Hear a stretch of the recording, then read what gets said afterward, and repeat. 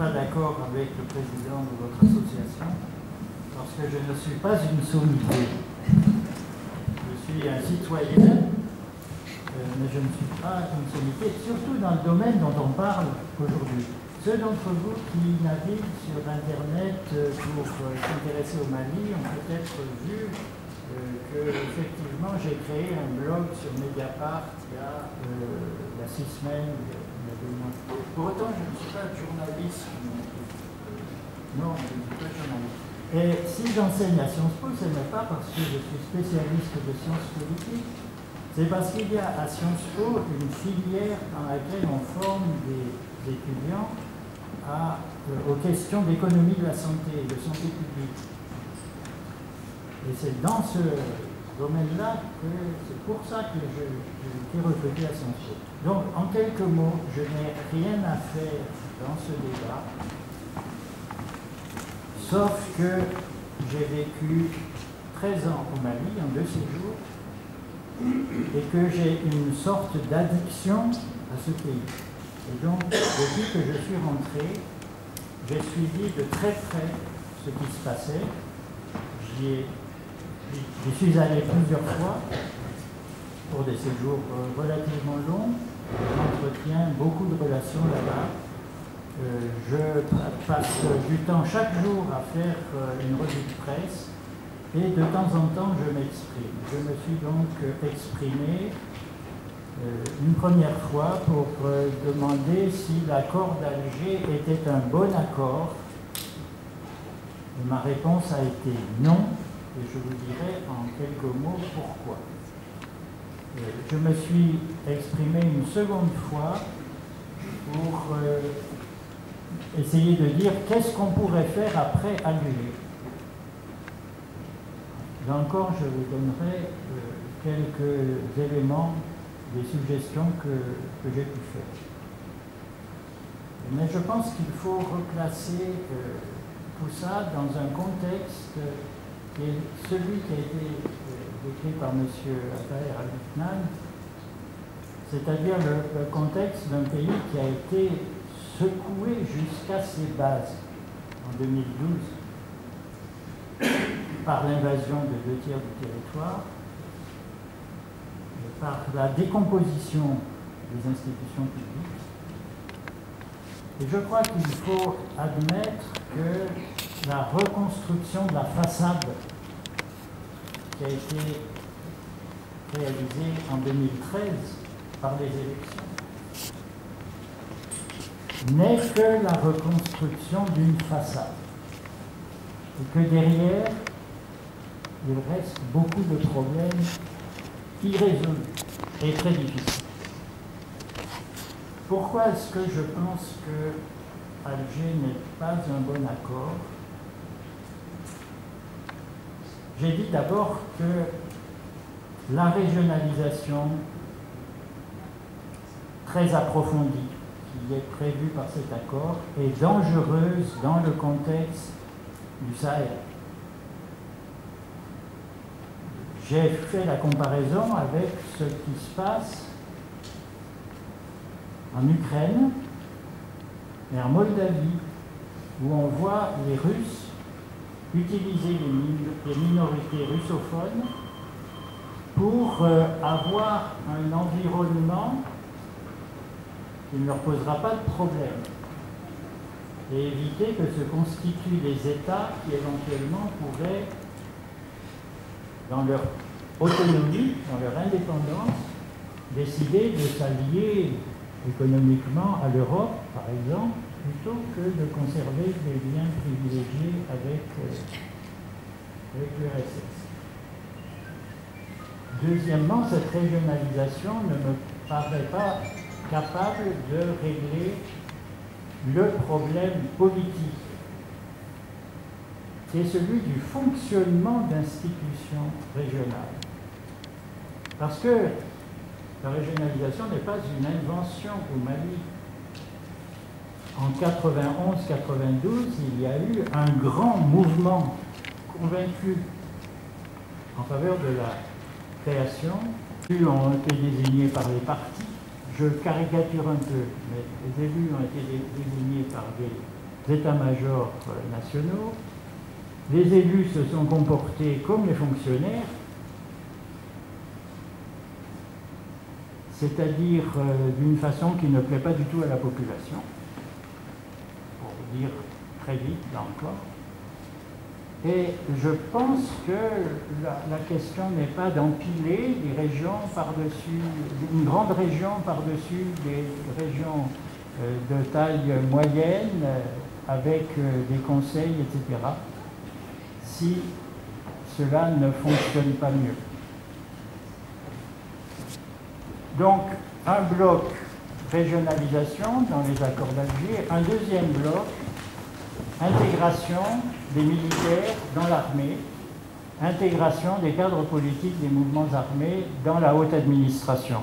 Je vais un peu vite, mais l'intégration des cadres, militaires ou civils, est traitée en grand détail. Ces deux blocs sont exactement similaires à ceux qui avaient été utilisés en 1992, puis en 2006.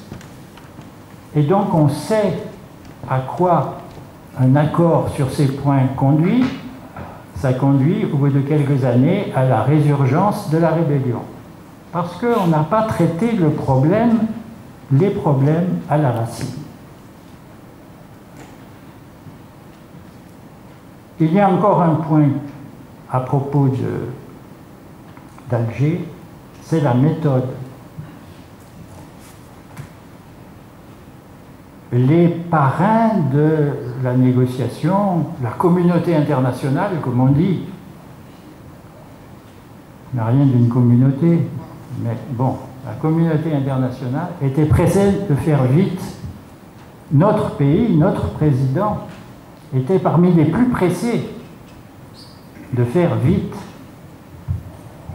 Je vous rappelle, pour ceux qui n'auraient pas ce souvenir, que c'est notre ministre des Affaires étrangères qui a annoncé la date des élections à Bamako, en sortant d'un entretien avec... Pardon ? Au ministre de la Défense. En tout cas, c'est quelqu'un de chez nous. On fixait le calendrier des opérations. Bon, la méthode de cette médiation sous pression est très nombreuse.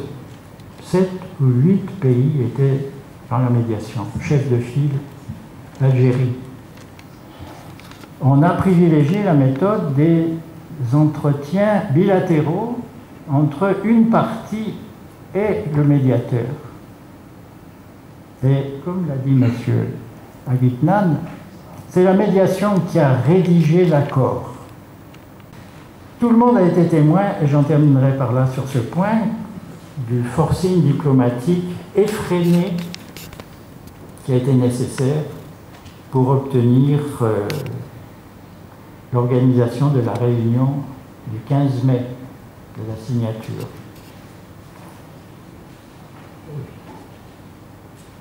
Vous vous souvenez probablement qu'on avait d'abord espéré que tout serait terminé pour le 31 décembre 2014, et puis que quand ça a traîné, c'est l'Algérie qui, début mars, a dit on arrête, on fait paraffer, et puis on va organiser une cérémonie solennelle à Bamako. Mais on peut lire dans la presse que ces dernières semaines, l'Algérie freine les livraisons de carburant et de nourriture à Kidal. C'est pas un moyen de pression? Voilà, Alger, c'est ça. À mon avis, ça ne va pas loin, ça n'ira pas loin. Maintenant, il y a peut-être plus grave. Je voudrais dire en quelques mots que mon impression est que IBK est sur la défensive en ce moment. Vous avez vu qu'à cette réunion, vous avez appris qu'à cette réunion du 15 mai, très solennelle, l'une des interventions, c'était la lecture d'un message de Ban Ki-moon, le secrétaire général des Nations Unies, qui fixait les principes pour l'étape actuelle, pour l'étape qui venait après la signature de l'accord d'Alger. Parmi ces principes, on dit qu'il faut reprendre tout de suite le dialogue avec les groupes qui n'ont pas signé. Deuxième principe, il faut laisser à tous les groupes la possibilité de signer plus tard. Troisièmement, il ne faut pas organiser d'opérations militaires contre les non-signataires. Quatrièmement, il faut respecter le cessez-le-feu et faire fonctionner les mécanismes de surveillance du respect du cessez-le-feu. Et dernier principe, les modalités de mise en œuvre de l'accord doivent être souples. Monsieur Agutnan a fait allusion aussi à cette période de mise en œuvre. Ma première réaction, ça a été de me dire en quoi est-ce que le secrétaire général des Nations Unies a vraiment autorité pour fixer les principes qui doivent guider l'action du gouvernement du Mali et accessoirement de ses partenaires dans les négociations pour la période qui vient. J'aurai l'occasion de vous redire, mais déjà je vous rappelle que dans le mandat de la MINUSMA, la mission des Nations Unies pour le Mali, l'un des 3 points est que la MINUSMA est là pour restaurer l'autorité de l'État sur tout le territoire. En quoi est-ce qu'on restaure l'autorité de l'État? En lui disant fais ceci, fais cela.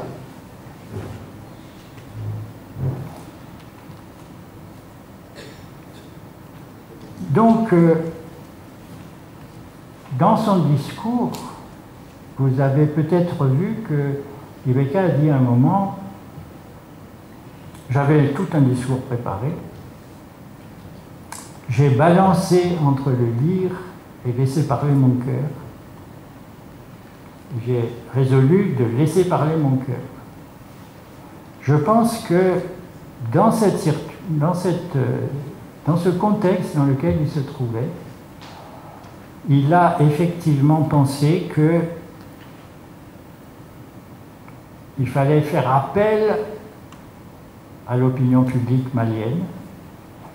Il fallait se défendre par un discours qui allait plaire à l'opinion publique malienne, d'où les allusions à la grandeur passée du Mali, à ses qualités morales, etc., qui reviennent sans arrêt. Parce que, malgré tout, il lui était difficile de donner des réponses très précises sur les différents points qui sont évoqués en filigrane dans les principes des Nations Unies. Sur le dialogue, il a dit bien sûr que nous sommes prêts pour le dialogue. Mais quand même, il faut fixer un délai. On ne peut pas passer toute sa vie à discuter, négocier, etc.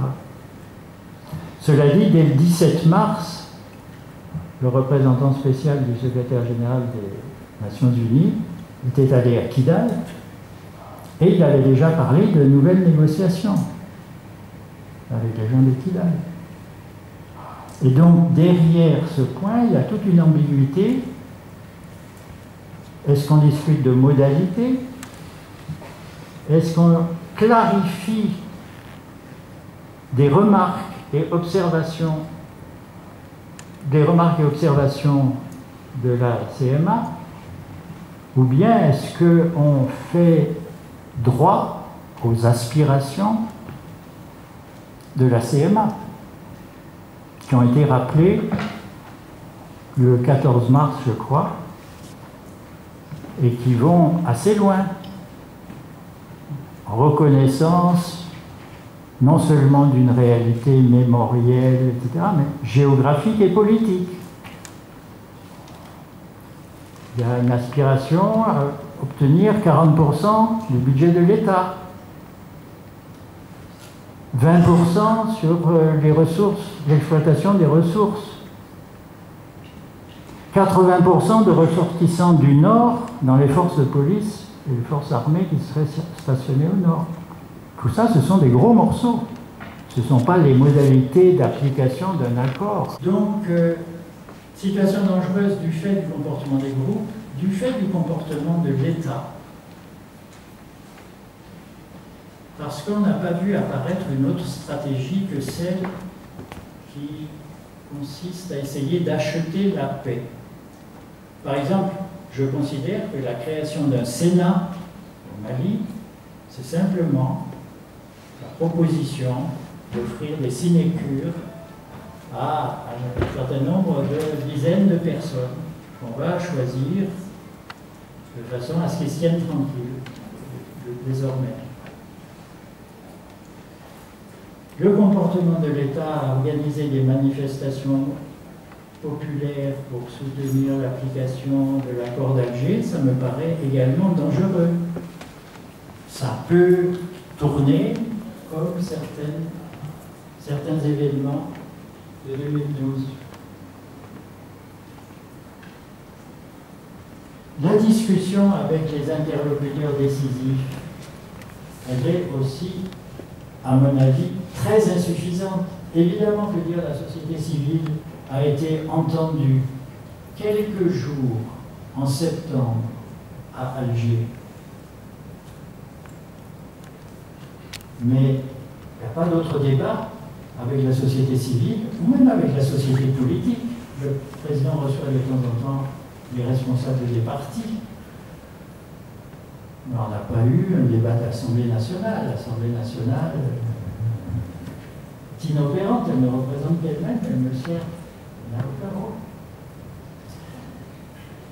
Du fait du comportement de la MINUSMA, il y aurait beaucoup à dire sur le comportement de la MINUSMA par rapport à ses objectifs de restaurer l'autorité de l'État sur tout le territoire. Eh bien, par exemple, on ne dit pas que l'État du Mali est un État narcotrafiquant. L'autorité de l'État, ça pourrait restaurer l'autorité de l'État, ça pourrait lui donner un bon coup de main pour attaquer le nerf de la guerre. Le porte-parole de la MINUSMA à Bamako a dit clairement on n'a pas d'instruction spécifique dans ce domaine. Est-ce que vous aurez des pistes de réflexion que vous souhaiterez mettre à disposition du public, le temps de laisser la place aussi à M. Boujou, de les développer, s'il vous plaît? En ce qui concerne les pistes de réflexion, dans le deuxième papier que j'avais publié,